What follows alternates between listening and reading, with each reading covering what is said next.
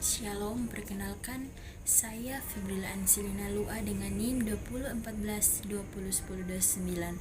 Saya dari kelas A1 Keperawatan semester 4 dan saya mahasiswa aktif di Universitas Pembangunan Indonesia Manado, Fakultas Keperawatan Program Studi Ilmu Keperawatan. Video ini dibuat untuk memenuhi tugas UAS dari mata kuliah Tren dan Isu Keperawatan dengan dosen pengampu Nurse Virginia Mastur Escape MKep. Saat ini saya akan membahas tentang evidence based practice pada pasien lansia. Pengertian evidence based practice. Evidence based practice atau EBP adalah sebuah proses yang akan membantu tenaga kesehatan agar mampu up to date atau cara agar mampu memperoleh informasi terbaru yang dapat menjadi bahan untuk membuat keputusan klinis yang efektif dan efisien sehingga dapat memberikan perawatan terbaik kepada pasien. Evidence-based practice adalah strategi untuk memperoleh pengetahuan dan skill untuk bisa meningkatkan tingkah laku yang positif sehingga bisa menerapkan EBP di dalam praktik. Pentingnya EBP dalam kurikulum undergraduate juga dijelaskan dalam Sin and Bloomquist 2017 menyatakan bahwa pembelajaran EBP pada undergraduate student merupakan tahap awal dalam menyiapkan peran mereka sebagai registered nurse.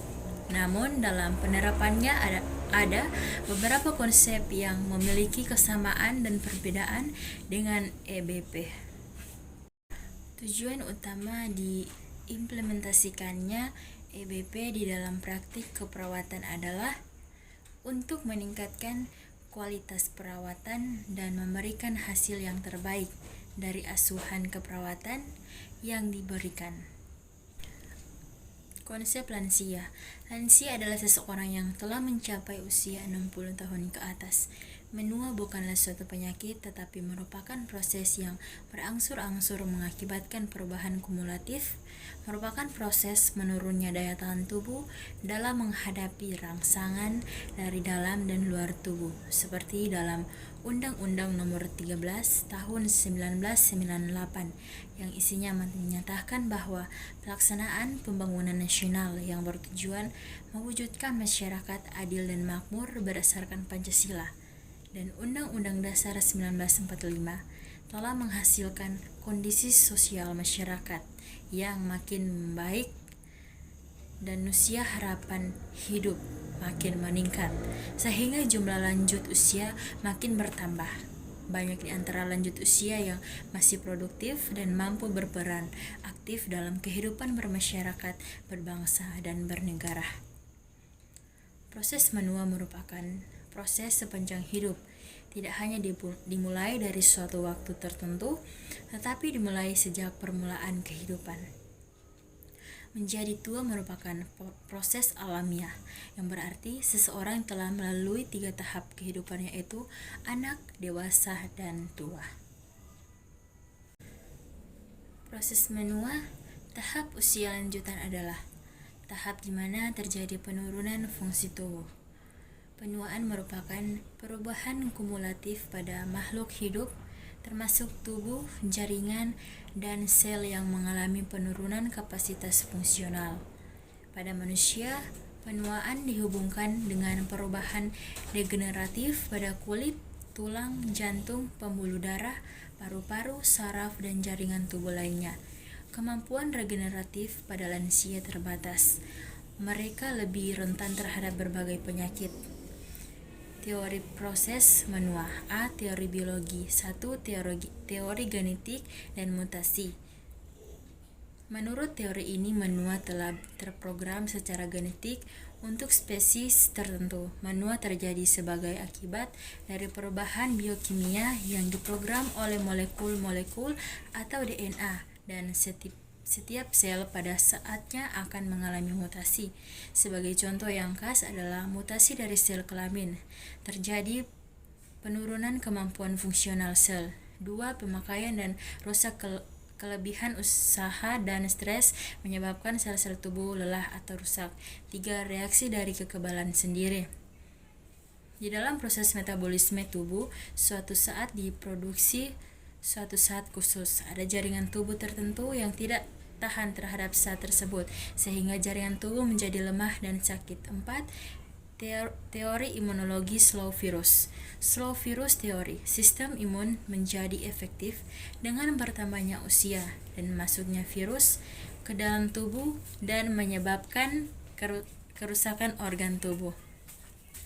5. Teori stres. Menua terjadi akibat kehilangan sel-sel yang bisa digunakan tubuh. Regenerasi jaringan tidak dapat mempertahankan kestabilan lingkungan internal. Kelebihan usaha dan stres menyebabkan sel-sel tubuh telah terpakai. 6. Teori radikal.